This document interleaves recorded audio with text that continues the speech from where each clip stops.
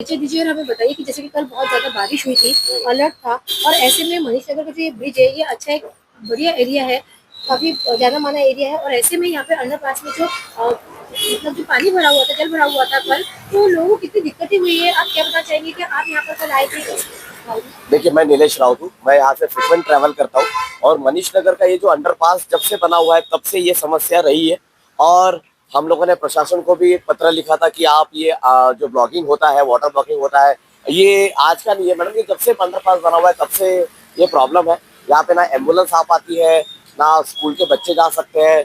कोई प्रोफेशनल अपने schools, college या और भी काफ़ी जगह जॉब करते होंगे, उन्हें काफ़ी दिक्कत का सामना करना पड़ा हुआ है। और जहाँ तक मेरी जानकारी है, ये कल ब्रिज कल 24 आवर्स तक बंद था। ये मॉर्निंग में जस्ट खुला हुआ है और आप जब भी आप यहाँ पे मेरे पीछे देख सकते हो, यहाँ पे 7-7, 8-8 फीट तक पानी जमा होता है।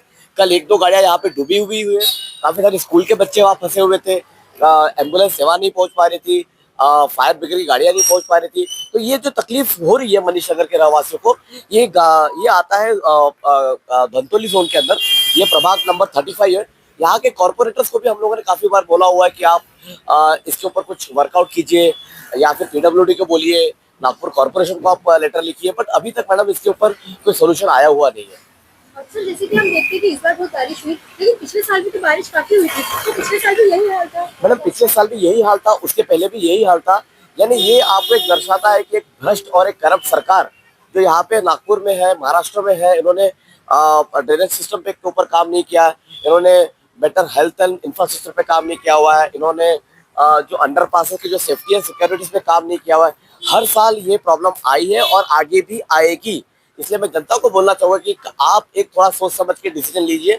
जब भी आप कोई सरकार को चुनते हो तो उससे एक अपेक्षाएं रखिए, आशाएं रखिए, ताकि जो भी आपके एक्सपेक्टेशन है वो सरकार मीट कर पाए। और ये मनीष नगर का अंडरपास ही नहीं है, आप सुमनवाड़ा के पास जाइए, नरेंद्र नगर, जो कि अभी सरकार ने उस पर 8-8.5 करोड़ रुपए खर्च किया हुआ है। मैं आज मॉर्निंग में वहां पे जाके आया हूँ।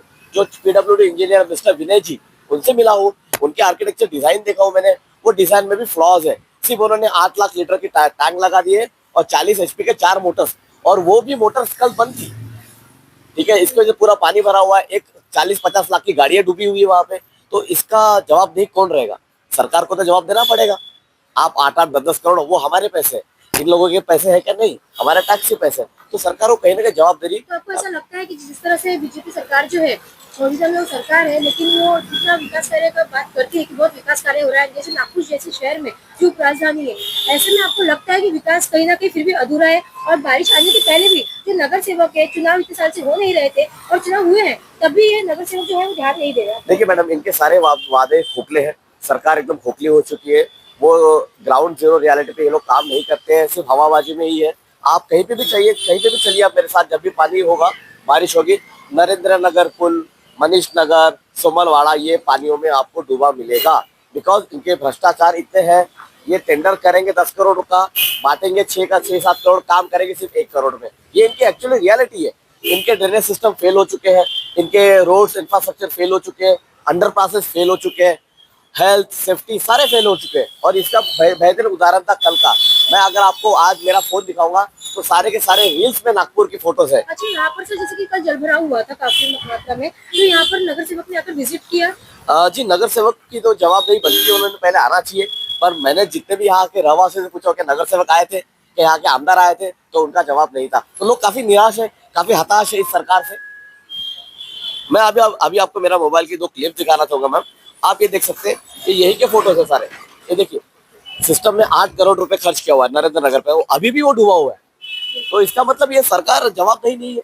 सरकार कहीं ना कहीं रिस्पॉन्सिबिलिटी से भागना चाहती है। कब तक भागेगी सरकार? अभी आप सरकार से क्या मांग करना चाहिए? सरकार से मैं इतना ही मांग करना चाहूंगी कि जितने भी आपके अंडरपासेस है वहां पे कुछ ऑटोमेटेड सिस्टम लगाइए, ताकि आपके अगर इलेक्ट्रिसिटी फेल भी हो जाती है तो डिजिटल जनरेटर पे स्विच होना चाहिए। डिजिटल फेल हो जाता है तो सोलार पे लेके जाइए। आप ऑटोमेटेड सिस्टम लगाइए। आप AI इनेबल, आप इतनी हवा में बात करते हो। G20 समिट में हम लोगों ने AI में इतना इन्वेस्टमेंट किया, तो यहाँ पे इन्वेस्टमेंट लाइए, आप कीजिए। मैं तो ऑलरेडी प्रपोजल कॉर्पोरेशन को दिया हुआ हूँ, मेट्रो के त्यागी साहब को दिया हुआ हूँ, पर आज तक इसके ऊपर कुछ रिप्लाई आया हुआ नहीं है। तो मैं प्रशासन से इतना कहना चाहूँगा कि वो थोड़ा सा पैसा इंटेलिजेंस पे लगाए, ऑटोमेशन पे लगाए, ताकि आसपास के जितने भी एरिया में रेड अलर्ट हो उनको ऑटोमेटिक नोटिफिकेशन जाए, व्हाट्सएप पे मैसेज जाए, ताकि क्राउड यहाँ पे ना आए। वो क्राउड बाहर के बाहर डाइवर्ट हो जाए। अभी आज क्या हो रहा है, किसी को पता ही नहीं चल रहा है ये ब्लॉकिंग, और मैं यहाँ तक आता हूँ तब मुझे पता चलता है कि ये ब्रिज बंद पड़ा हुआ है। अगर ये मुझे 5 मिनट पहले मैसेज आया होता तो शायद मैंने दूसरा रूट ले लिया होता, पर आजकल ये सिस्टम नहीं है। सरकार के वादे खोखले हो चुके हैं, सरकार खोखली हो चुकी है। मैं ये कहना चाहूंगा कि प्लीज थोड़ा सा ध्यान दीजिए, जब तक आपके हाथ में सत्ता है, सत्ता का गैर उपयोग मत कीजिए, जनता का पैसा जनता के भलाई में लगाइए। तो अच्छा,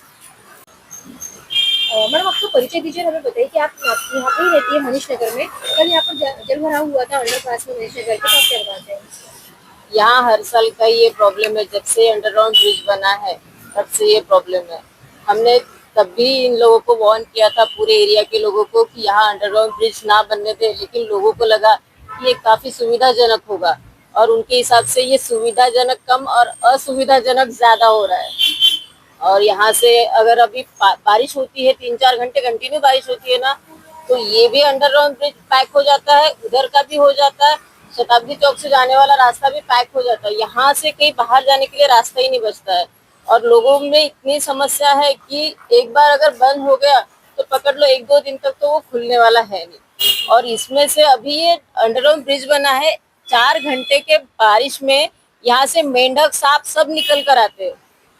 आपने इस बारे में नगर सेवक से बात की है? आपके नगर सेवक को हर साल निवेदन देते हैं, हर साल सबको बताते हैं, हर न्यूज वाले आते हैं, हर पेपर वाले में जाता है, लेकिन किसी का कोई फायदा ही नहीं है। सबको बोलकर हम थक चुके हैं। यहाँ तक कि धंतोली जोन में हमने राष्ट्रवादी की तरफ से निवेदन भी दिया था, और यहाँ पर डेमो के लिए उनको बुलाया भी था, दिखाया भी था कि कितना तकलीफ है इन लोगों को, सीनियर सिटीजन को कितनी तकलीफ होती है यहाँ से अगर कहीं बाहर जाना है तो। सब कुछ दिखा है, लेकिन यहाँ पे कोई ऑब्जेक्शन लेने वाला कोई है नहीं, और कोई कार्रवाई करने वाले कुछ करते हैं नहीं। तो कल एम्बुलेंसेज भी यहाँ पे जा नहीं सकी है, स्कूल की बसेस जा नहीं पाई है, फायर ब्रिगेड गाड़ियाँ पड़ी हुई थी, तो काफी समस्या है इस वार्ड में। ये प्रभाग 35 में आता है और ये धमतोली जोन के अंदर आते हैं। धमतोली जोन के जितने भी ऑफिसर्स हैं, तो शायद हम लोगों ने ऑलरेडी ज्ञापन दिया हुआ था, ये 3 साल पहले भी हम लोगों ने दिया हुआ था, हर साल देते रहे कि आप इस पर वर्कआउट कीजिए, कुछ सिस्टम लगाइए, पर अभी तक इन्होंने जवाबदारी अब तक इन्होंने किया हुआ नहीं है। और मुझे ऐसा लगता है ये सरकार को जगाने के लिए कहीं ना कहीं जो आम आदमी, जो रेसिडेंट्स है, उनको बोलना पड़ेगा, उनको आगे आना पड़ेगा। जैसे आपने अभी देखा होगा कांग्रेस जनता पार्टी ने भी कुछ एक मूवमेंट, ये मूवमेंट है नहीं, आप सोशल एम्पावरमेंट के लिए, राइट, हमको एक बेटर इंफ्रास्ट्रक्चर दीजिए ताकि सुविधाएं आप तक पहुंचे। कल आपने देखा यहाँ पे एक लड़का हॉस्पिटल नहीं जा पाया, उसको जो हॉस्पिटल में 15 मिनट पहुंचा था उसको 4 घंटा लगा। तो सोचिए ये बुनियादी सुविधा हमको नहीं मिल पा रही है। मैडम, जैसे कि आप लगता है कि जैसे जो नगर सेवक है वो भी इस ओर ध्यान नहीं दे रहे, प्रशासन इस ओर ध्यान नहीं दे रहा है, तो आपको कहीं ना कहीं पूरे एरिया को एक होकर आगे आना पड़ेगा। आपको ऐसा लगता है कि सरकार खुद जनता को उकसाती है सामने आने के लिए और ऐसे आंदोलन करने में मजबूर करती है? आपको ऐसा लगता है? एक्चुअली प्रॉब्लम क्या है कि यहाँ पे आवाज उठाने वाले कोई है नहीं, सिर्फ निवेदन देते हैं और चले जाते हैं। जैसे कांग्रेस जनता पार्टी रोड पर उतर आती है, वैसे यहाँ रोड पर उतरने के लिए कोई तैयार नहीं है, और उतरना भी चाहे तो कोई उनको साथ भी तो नहीं देता है। कल स्कूल के बच्चे लिटरली अपने घर 2-2 घंटे लेट पहुंचे हैं। सोचो कि मतलब ना वहां से आने के लिए रास्ता था, ना यहाँ से आने के लिए रास्ता था, तो 2-2 घंटे तक बच्चे फंसे रहे। सब पेरेंट्स लोगों को भी डर लगता है ना कि इतनी बारिश में क्या हुआ है क्या नहीं हुआ है, एम्बुलेंस नहीं आ पाती है, सीनियर सिटीजन लोग रहते हैं, सबका प्रॉब्लम है। और जब एक पहला वाला अंडरग्राउंड जब अनसक्सेसफुल था तो दूसरा बनाया ही क्यों? देखा गया है आसपास के इसमें कि सबसे बार जब से बीजेपी सरकार आई है तब से ऑरेंज अलर्ट हुआ है। तो इसके पहले भी अंडरब्रिज जो हुआ करते थे पर पानी जमा नहीं होता था, पर इस बार देखा गया है कि ऑरेंज अलर्ट के बार बार हो रहा है। इसका क्या खामियाजा जनता को भोगना पड़ेगा, क्या बताना? प्रॉब्लम ये है कि तब ऑरेंज अलर्ट इसलिए नहीं होता था क्योंकि तब पानी जाने के लिए ड्रेनेज बहुत अच्छे से सुविधा थी, सब कुछ होता था। अभी पानी जाने के लिए सुविधा नहीं है, रोड इतने ऊपर आ चुके हैं कि रोड पानी जाना है तो कहाँ से जाएंगे, गटर लाइन पूरी दब जाती है, और गटर लाइन साफ करने वाले भी लोग यहाँ पे आते हैं नहीं। और दूसरी सबसे जरूरी बात ये है कि रोड ऊपर आने की वजह से सबके घरों में पानी जा रहा है, वो सारे लोग आउटलेट ही नहीं है यहाँ पे। इन लोगों ने जो अंडरग्राउंड ब्रिज बनाया है, उस अंडरग्राउंड ब्रिज में मतलब यहाँ तक का लेवल रखा है, और नाला अगर ऊपर तक जाता है तो नाले का पानी भी इधर रिवर्स होकर आता है, फिर यहाँ से आउटलेट कहाँ जाएगा? पानी जाने के लिए कोई तो सुविधा, अगर ज्यादा हेवी रेन फ्लो हो रहा है तो कम से कम यहाँ एक मोटर लगानी चाहिए, पानी जाना चाहिए, एक तो ब्रिज चालू रहना चाहिए ना, कुछ भी नहीं रहता यहाँ पे। कल तो पूरा सारे पैक हो ब्रिज जाता है। कल तो सारे ब्रिज बंद थे। आप नरेंद्र नगर का एग्जांपल लीजिए, मानेवाड़ा का एग्जांपल लीजिए, सारे ब्रिज बंद पड़े हुए थे जहाँ पे आपको जाने के लिए 10-15 मिनट लगते हैं, कल लोगों को 4-4 घंटा लगा हुआ है। 2-2 घंटे 4-4 घंटा लगा हुआ है। तो इसका जवाबदेही कौन होगा? कभी ना कभी सरकार, कल आप देखते होंगे ना सारे रोड थोड़े 3-3 4-4 फीट हाइट के हो चुके हैं। तो वो क्या हुआ, ये जो ब्रिज है लो लाइन एरिया में आ गया, तो जहाँ पे भी लो लाइन एरिया है वहां पे पानी जमेगा ही। लो लाइन एरिया से पानी निकालने के लिए आपको बड़ी बड़ी 80 HP 70 HP की मशीन लगानी पड़ेगी, और ये लोग लगाते 20 HP की, तो 20 HP कितना पानी बाहर फेंकेगा? तो 80 HP की मशीन इनको लगानी पड़ेगी। ये मैंने ऑलरेडी निवेदन दे चुका हूँ कलेक्टर को, डिप्टी कलेक्टर को, अभी तक उनका जवाबदेही नहीं हुआ है। तो सरकार को कहीं ना कहीं अपनी बैकफुट पे आना चाहिए, सरकार को कहीं ना कहीं लोगों के लिए काम करना चाहिए, ड्रेनेज पे काम करना चाहिए।